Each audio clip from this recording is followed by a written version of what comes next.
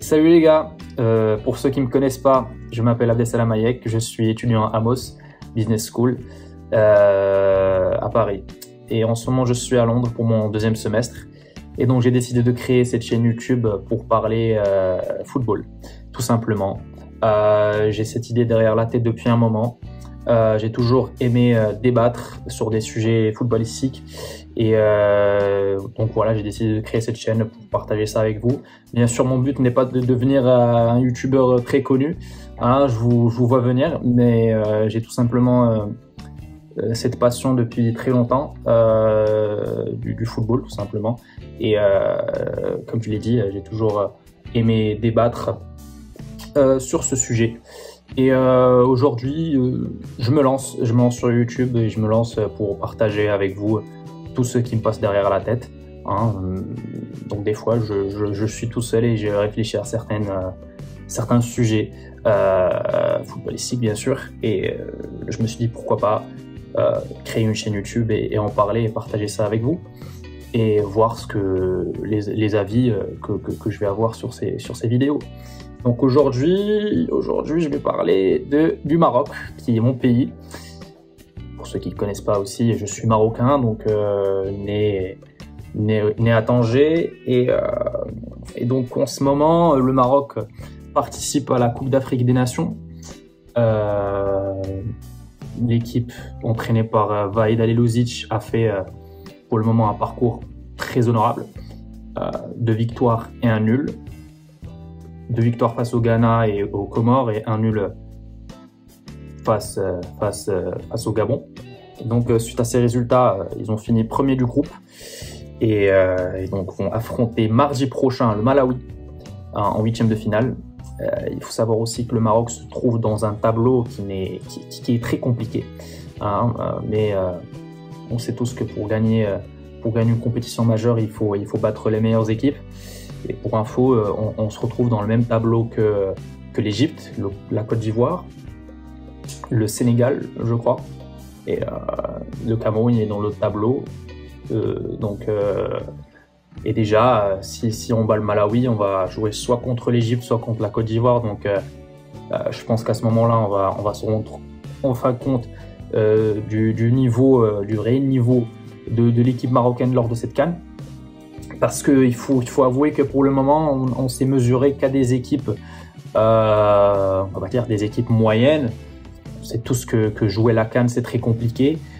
On l'a très bien vu avec l'Algérie. Personne ne voyait l'Algérie sortir du premier tour. Pourtant, ils ont fait un parcours catastrophique. Personne ne s'y attendait parce que justement, la CAN, c'est une compétition imprévisible. Pour moi, ça reste mon avis. Pour moi, elle est plus compliquée qu'un Euro ou qu'une Coupe du Monde parce que les conditions de jeu ne sont pas les mêmes. On joue pas sous les mêmes températures, on joue pas dans les mêmes terrains. Tout est différent. L'atmosphère elle est différente et ce n'est pas pour rien que les meilleurs joueurs africains qui jouent en Europe peinent des fois à trouver leur marque et à se démarquer tout simplement et à porter leurs équipes parce qu'ils n'ont pas l'habitude de jouer en Afrique, hein, tout simplement. Mais on va essayer maintenant de rester sur notre sujet qui porte sur le Maroc. Il y a eu certains points positifs, tout comme des points négatifs. Je pense qu'on va commencer par les points positifs. On a une très bonne cohésion d'équipe. Je pense que le groupe vit bien, on le voit à travers les entraînements, les célébrations, chose qui est très importante, même si ça peut paraître un petit peu débile de s'arrêter sur des célébrations de buts, mais on le voit très bien que les joueurs s'entendent très bien entre eux et c'est un travail qui a été parfaitement réalisé par le sélectionneur Vahid. Pour les points positifs aussi, on a, comme je l'ai dit, une équipe complète. On a un très bon gardien, un des meilleurs gardiens de Liga, Yacine Bounou. Il est exceptionnel. Il nous a sauvés face au Ghana en claquant un arrêt incroyable. En deuxième mi-temps, je ne me rappelle plus. Je pense que c'était Pencil le joueur. Je ne me rappelle plus exactement. On a une charnière défensive qui cartonne, tout simplement. la paire Saïs-Akert, elle est incroyable. Et pour les latéraux, Hakimi, il n'y a rien à dire. Il est exceptionnel ce joueur. Ce n'est pas pour rien qu'il est aujourd'hui le meilleur joueur de cette sélection marocaine. Massina, il est un petit peu... c'est pas un Hakimi, c'est pas un latéral de classe mondiale, mais il fait le taf, il fait le travail. Il est présent, il défend bien, il attaque bien, il ne laisse pas des espaces derrière lui. Au milieu, il y a quelque chose de très intéressant qui se passe au milieu, c'est que on a énormément d'options. On a énormément d'options entre Sofiane Amrabat qui ont pour moi un casseur incroyable et Sami Mae. On a aussi des Imran Louza, des Faisal Fajr, des Selim Amallah, des Ounahi. En tout cas, il y a énormément d'options. Il y a Barkouk aussi. Il n'y a jamais eu de problème, en tout cas dans le milieu. Le seul hic peut-être existe en attaque. Et je pense que le Maroc s'est bien débrouillé pendant ces 3 derniers matchs en ayant quelques failles au niveau offensif. Il n'y avait que Sofiane Boufal qui était toujours là présent sur les engagements et qui était le joueur le plus dangereux de l'équipe, voire de la CAN. Quoique, il y a eu d'autres joueurs qui ont été très performants lors de cette CAN, mais je pense Boufal, c'était le joueur le plus dangereux et le plus... On va dire que c'est le plus important. Il y a eu Hakimi aussi qui nous a sauvés lors du dernier match, mais en tout cas, c'est le joueur le plus dangereux, ou le plus imprévisible, si vous voulez. Et le problème, c'est qu'il n'a pas eu de complémentarité avec les attaquants avec qui il a joué. Parce qu'au début, on avait des blessés, des cas Covid. Après, on a récupéré les joueurs qui étaient atteints de Covid. Et Nesseri et El Kaabi n'ont pas vraiment assuré lors des derniers matchs. Donc, on s'attend à un retour de Ryan Mae, qui s'était blessé juste avant la CAN. Ryan Mae, pour ceux qui ne le connaissent pas, c'est un joueur qui n'a joué pas... C'est le frère déjà, c'est le frère de Sami Mae. Et c'est un joueur que je pense qu'il a 6 matchs à son actif avec l'équipe nationale. Et lors de ces 6 matchs, il s'est démarqué en ayant inscrit 4 buts lors des derniers matchs de qualification de Coupe du Monde. Et c'était des matchs où il avait joué aussi avec El Kaabi. Et j'ai remarqué qu'il s'entendait très bien avec Ayoub El Kaabi. Parce qu'à chaque fois que El Kaabi marque, c'est Ryan Mae qui lui donne la passe décisive et vice-versa. Donc c'est des joueurs qui s'entendent très bien sur le terrain. Donc je pense que tous les Marocains s'attendent à avoir un trio d'attaque composé de El Kaabi, Boufal et Mae. Je pense que c'est un trio qui fait rêver, qui pourrait très bien marcher. Mais moi je pense, j'ai ma petite opinion, j'ai mon petit avis. Je pense pas que Vaïd va faire jouer Mae titulaire face au Malawi. Je pense qu'il va encore essayer de le préserver ou de le laisser lui laisser quelques minutes en deuxième période, parce que pour le moment il n'a toujours pas joué, et le fait de le faire jouer titulaire face au Malawi, je pense que c'est un risque qu'il pourrait prendre. Mais Vaïd est assez intelligent, est assez malin pour ne pas prendre ce risque. Il a d'autres options. Il a Bouhlal qui a été exceptionnel lui aussi.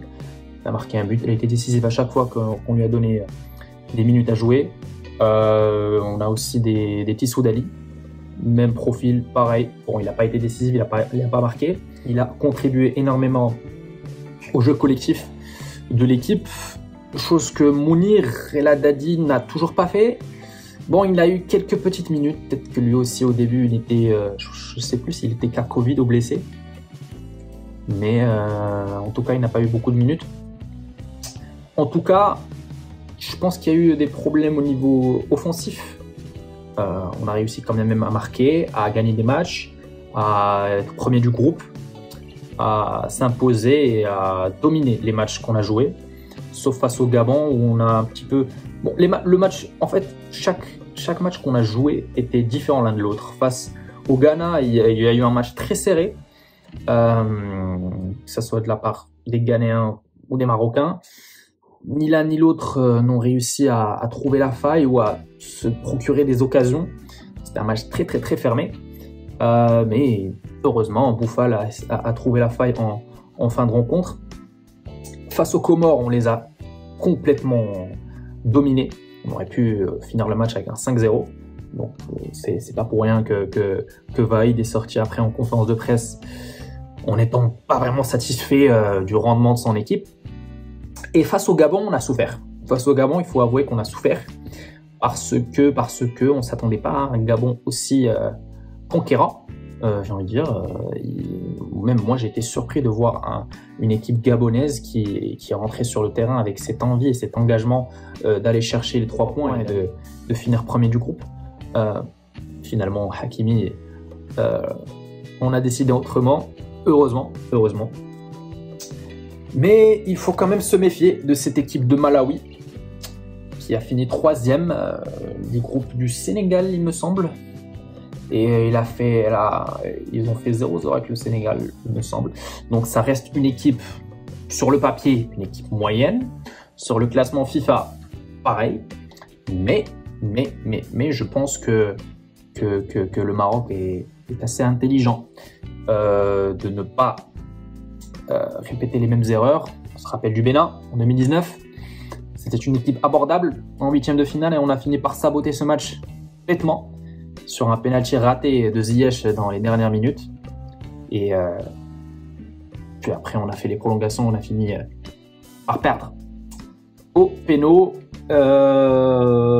J'espère que cette fois-ci, on ne vivra pas cette même fin tragique face au Malawi, parce qu'on aimerait tellement se qualifier pour pouvoir se mesurer enfin à une vraie nation sportive, que ce soit le Côte d'Ivoire ou l'Égypte. Donc voilà. Et j'aimerais aussi parler de la différence entre Hervé Renard et Vaïd Halilhodzic, parce que la différence est très frappante. Il faut se l'avouer. On va quand même comparer le style des deux entraîneurs, Vaïd Halilhodzic et Hervé Renard, parce que c'est deux styles différents. On se rappelle tous, avec Hervé Renard, c'était une équipe très forte. Comme j'aurais pu le dire, peut-être que c'était une équipe qui allait disputer la CAN 2019 faisant partie des favoris. Donc on avait des gros noms. On venait de disputer une Coupe du Monde. On s'est mesuré à l'Espagne ou au Portugal. Et on a littéralement, je pense qu'on avait dominé le Portugal et tout le monde en a été témoin. Bon, l'Espagne, on les a pas dominés parce que jouer contre l'Espagne, on ne peut pas dominer l'Espagne. Mais on menait contre l'Espagne et on méritait de gagner. On sait très bien ce qui s'est passé à la fin. Hein, pas la peine de répéter les choses. Et donc, cette équipe-là allait tout simplement aborder cette CAN 2019 avec une telle confiance qu'ils ont finalement fini par la saboter. Et ma théorie, c'est que Hervé Renard était un entraîneur qui jouait toujours avec le même schéma tactique. C'était un entraîneur, c'était un très bon entraîneur. Quand il est venu au Maroc, c'était le meilleur entraîneur d'Afrique. Il venait tout juste de remporter deux CAN, une avec la Zambie, une avec la Côte d'Ivoire. Donc il est venu au Maroc avec un statut de superstar. Et on s'attendait tous à ce qu'il nous ramène cette 2e étoile pour nous et la 3e pour lui. Donc déjà, je pense que là, peut-être que c'était un problème de ramener un entraîneur qui était peut-être plus grand que l'équipe nationale. Après bon, c'est peut-être un détail. Mais à la différence de Renard, Vaïd, lui, il est doté de cette qualité incroyable qui fait de lui un très grand coach, c'est qu'il sait s'adapter à n'importe quelle équipe. On l'a remarqué face au Ghana, puis face aux Comores, puis face au Gabon. Il a su s'adapter, aligner des joueurs et faire des schémas tactiques plus ou moins différents afin de gagner les matchs. Et c'est un entraîneur qui n'a perdu qu'un seul match. Il faut le savoir aussi, c'est un entraîneur qui a perdu qu'un seul match avec la sélection, et c'était face au Gabon d'ailleurs. C'était un match amical, tout simplement. Mais lors des matchs officiels, quand je dis officiel, c'est-à-dire cette CAN-là, les qualifications de Coupe du Monde, on a fait un 6 sur 6, 6 victoires sur 6 matchs disputés. Et des qualifications de Coupe d'Afrique aussi, on a fait 4 victoires de nul. Donc c'est un coach qui a su construire une équipe solide avec un mix de joueurs expérimentés et de jeunes joueurs, parce que c'est ce qu'il faut à mon avis en équipe nationale, et c'est ce qui manquait peut-être en 2019. On avait peut-être trop de joueurs expérimentés, ce qui est une bonne chose d'ailleurs, mais il faut toujours cette petite touche de jeunesse qui va peut-être d'ailleurs des fois faire la différence. Et donc aujourd'hui, on voit des joueurs qui jouent en équipe nationale avec un esprit peut-être différent. Je vais bien évidemment citer Hakim Ziyech. Beaucoup de Marocains se sont plaints sur le fait que Ziyech ne soit pas convoqué. Mais les gars, c'est la deuxième fois qu'il a un problème avec un coach. Donc vous comprenez bien que le problème ne vient pas des coachs, le problème vient du joueur. Moi, je n'ai jamais entendu, en tout cas, ou vu Ziyech avoir un problème avec un coach en Europe. Il a tout simplement eu toujours un comportement peut-être pas exemplaire, mais il ne se comportait pas comme un roi, tout simplement. On le sait tous, quand il vient au Maroc, il s'attend à ce qu'il soit privilégié, parce qu'il sait très bien que c'est le meilleur joueur, et il sait très bien que c'est le chouchou des Marocains. Donc il sait très bien qu'il a peut-être certains privilèges que d'autres joueurs n'ont pas, mais il n'a peut-être jamais compris cette leçon. Il n'a peut-être jamais accepté de s'asseoir sur le banc de touche. Et moi, Ziyech, en tout cas, peut-être c'est son caractère, il est comme ça, mais je le voyais jamais sourire ou être enthousiaste, ou avoir cette niaque, cette envie, cette détermination que plein de joueurs marocains ont aujourd'hui, quand on les voit jouer, tout simplement. Lui, on a toujours senti que c'était un joueur qui nonchalant, qui était un petit peu très confiant et qui finalement n'a jamais rien prouvé en équipe nationale, il ne faut pas l'oublier. Faire de gros matchs lors des qualifications, lors des matchs amicaux, c'est bien beau, mais s'imposer lors des compétitions officielles, il en a joué 2. Il a joué la Coupe du Monde. Bon, on va dire c'est une Coupe du Monde, on joue contre l'Espagne, le Portugal, mais bon, on a quand même reçu des éloges de la part de tout le monde parce qu'on a fait de gros matchs face à ces deux équipes. Mais lui, comme étant le joueur clé de cette équipe du Maroc, n'a pas vraiment assuré, et c'était la même chose lors de la CAN 2019. On l'attendait face au Bénin de marquer ce penalty décisif, parce que justement c'est le joueur qui doit avoir cette responsabilité sur les épaules.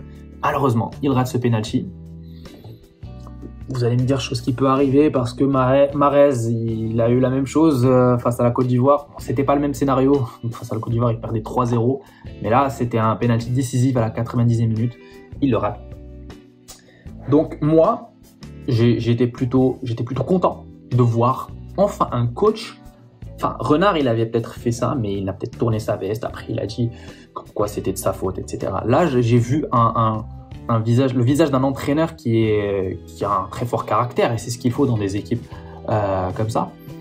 Un entraîneur qui n'a pas laissé Ziyech être au-dessus de la sélection marocaine, et on ne connaît pas peut-être les dessous de leur dispute, mais il s'est quand même comporté comme étant quelqu'un, je sais pas, il s'est toujours comporté comme étant un privilégié dans cette équipe.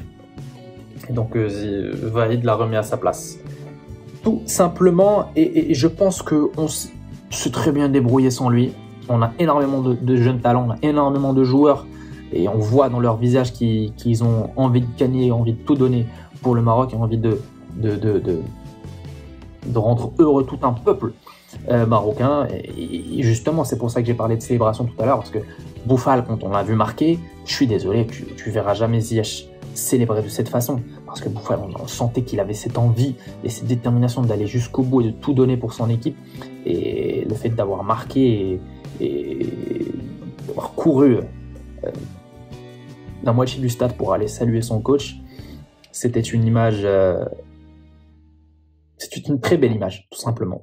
Donc, tout simplement, moi j'ai envie de voir ce type de joueur. Pareil pour Hakimi.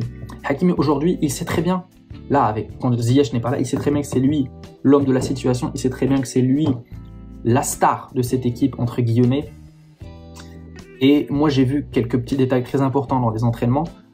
Je le vois parler avec tout le monde, que ce soit avec les franco-marocains, les Marocains de Belgique, les Marocains de Pays-Bas, enfin, les Néerlandais, pardon. Il essaye de papoter avec tout le monde, même si on sait très bien qu'il ne parle pas toutes ces langues. Il parle espagnol, on sait très bien, un tout petit peu l'arabe, et j'imagine qu'il a appris un petit peu le français maintenant. Donc on le voit qu'il essaie un petit peu de mettre à l'aise tous les joueurs et de créer une cohésion et une solidité dans cette équipe, et c'est ce qu'il fallait. C'est ce que Ziyech devrait faire normalement. J'ai été d'accord avec la réaction de Fawzi Larja quand il a dit que Ziyech reviendra en équipe nationale quand il aura enfin compris qu'il devrait venir en équipe pour la porter, pas pour se comporter comme un roi et que tous les autres joueurs doivent jouer pour lui fasse quelque chose. Ça ne marche pas comme ça, le football. Le football, c'est un sport collectif et Ziyech le sait très bien. C'est juste qu'au Maroc, il a un petit sursaut d'orgueil à chaque fois qu'il vient jouer ici parce que tout simplement, c'est le chouchou de tout le monde. En tout cas, on a les moyens et on a la capacité de battre le Malawi. On n'a pas envie de dire qu'on va les battre facilement, mais c'est un match plutôt abordable. Mais on doit se méfier quand même, on doit garder en tête ce qui s'était passé au Bénin, parce que il y a Hakimi, Bounou qui ont déjà joué en 2019, il y a aussi Faisal Fazl, il y a aussi Nesseri qui a été là, d'autres joueurs que j'ai oubliés, mais en tout cas Saïs, bien sûr, Saïs il a été là aussi. Donc tous ces joueurs-là se rappellent parfaitement de la déroute qu'on a eue face au Bénin. Donc il ne faut absolument pas vivre le même cauchemar face au Malawi. Donc j'espère qu'on va pouvoir se qualifier. Maintenant, petit aparté pour parler de ce qui s'est passé aujourd'hui. Bon, aujourd'hui c'est le samedi. Donc il y a eu les tirages au sort de la zone Afrique pour la Coupe du Monde 2022 et le Maroc va se confronter à la République démocratique du Congo. Je vois beaucoup de gens être très contents de ce tirage. Moi, certes, très honnêtement, j'ai peur. J'ai peur parce que le Congo, c'est une équipe qu'on a toujours eu du mal à battre. Et j'ai vu l'historique des matchs entre ces deux équipes. Lors des 3 derniers matchs, on les a pas battus, mais on a fait 2 matchs nuls avec eux et une défaite en 2017. Rappelez-vous, lors du premier match de la CAN 2017, on a perdu face au Congo. Après, on a réussi à se qualifier, mais on a quand même perdu face au Congo, qui est une équipe qui d'ailleurs ne joue pas la CAN, mais qui a quand même réussi à se qualifier pour le 3e tour des qualifications de la zone Afrique pour la Coupe du Monde 2022. C'est pour ça que je vous dis qu'en Afrique, le jeu est très bizarre. Tu peux très bien te qualifier en Coupe du Monde, mais ne pas avoir joué la CAN, ce qui est parfaitement normal. Donc là, le Congo n'ont pas participé à la CAN, mais ils se retrouvent quand même face au Maroc. Et s'ils remportent leur double confrontation contre le Maroc, ils vont aller disputer la Coupe du Monde au Qatar. Donc c'est incroyable. Mais en tout cas, encore une fois, il faut se rappeler que c'est une équipe très difficile à jouer et qu'il faut garder la tête sur les épaules, ne pas avoir trop confiance en soi et Et Inch'Allah, comme on dit, on va réussir à se qualifier. Du coup, Vahid Halilovic, il s'est exprimé sur ce sujet, mais très brièvement, parce que tout simplement, on est concentré. L'équipe du Maroc est concentrée sur son match face au Malawi mardi. Espérons qu'on va gagner. Et après, pourquoi pas aller plus loin dans cette CAN, le plus loin possible tout simplement. Et pour ce qui est des qualifications pour la Coupe du Monde, on verra plus tard. En tout cas, merci les gars d'avoir suivi cette vidéo si vous l'avez déjà suivi en entier. J'aimerais bien savoir ce que vous en pensez et donnez-moi vos avis, n'hésitez pas à vous abonner, tout simplement. Voilà, ciao.